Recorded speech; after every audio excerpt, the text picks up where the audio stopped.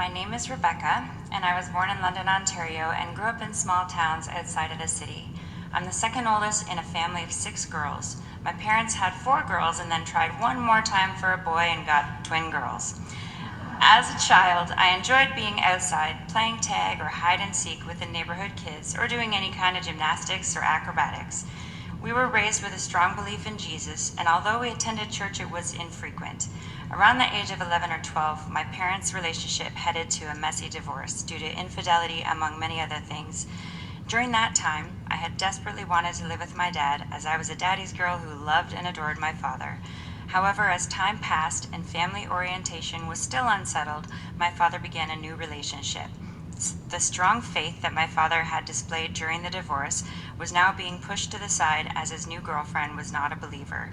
Not long after this, it was made cruelly and painfully clear that I was not welcome to have any part of their new life together. This is still true to this day. The wound and hole that this left in my life was relived over and over again for many years, leaving me scarred and feeling completely abandoned by a person that I thought could never have rejected me. I was devastated and inconsolable. My mother and I struggled relentlessly with our relationship throughout the years, as I was extremely bitter and broken at how our new way of life was playing out.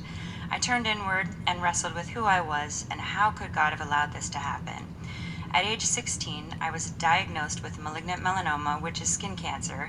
The cancer had grown rapidly in 3 months within my lymph nodes in the pit of my arm. By this point, I had wrestled for some time with suicidal thoughts, just wishing life would end, so I welcomed this diagnosis and sentence. I had surgery to remove the cancer, but a couple years later, it just came back. I can remember the night before the surgery, I had a dream. I was sitting on the sidewalk under a tree outside of the hospital, contemplating the struggle of ongoing cancer, when all of a sudden, I saw 2 hands in the clouds coming together, and I heard the voice of God speaking to me saying, "Rebecca, get up, go home, you're fine." When I woke up that morning, I believed in my heart that this surgery would be the last and that I was healed. Albeit, I still had no desire to reconnect with God at this point.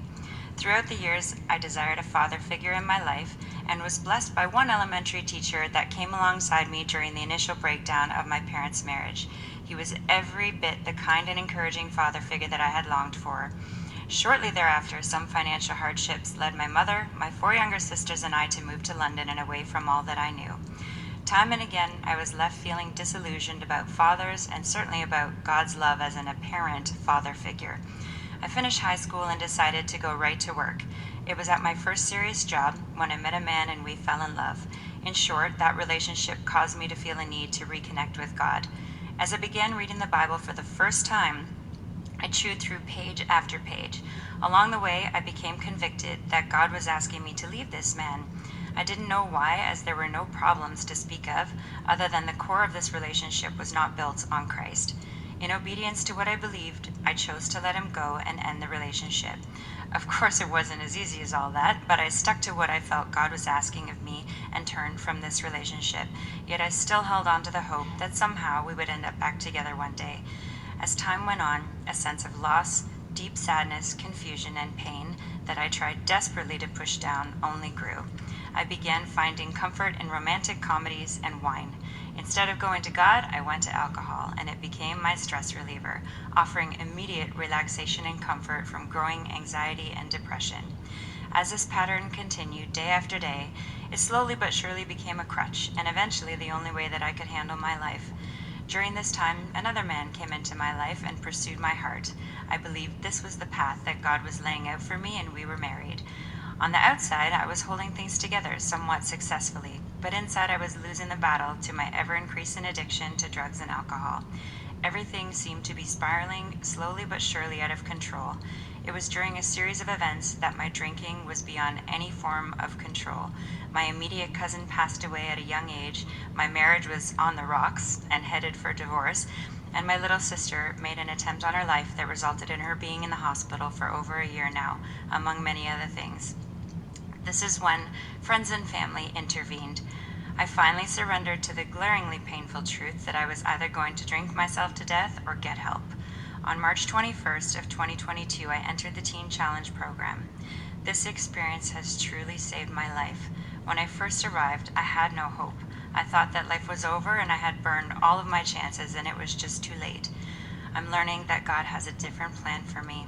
I'm learning to accept the truth that God truly loves and values me as his adopted daughter. Psalm 68:5 says he is a father to the fatherless. The longing I had in my heart to have a loving father is being filled by Jesus and his love for me. Jesus has validated the pains that I've experienced in my life, and he's working on healing every hurt so that I can go forward as a whole person without a huge hole in my heart. I am complete in Christ, and I have a reason and a hope. 1 John 3:12, but to all who believed him and accepted him, he gave the right to become children of God, and I am a child of God.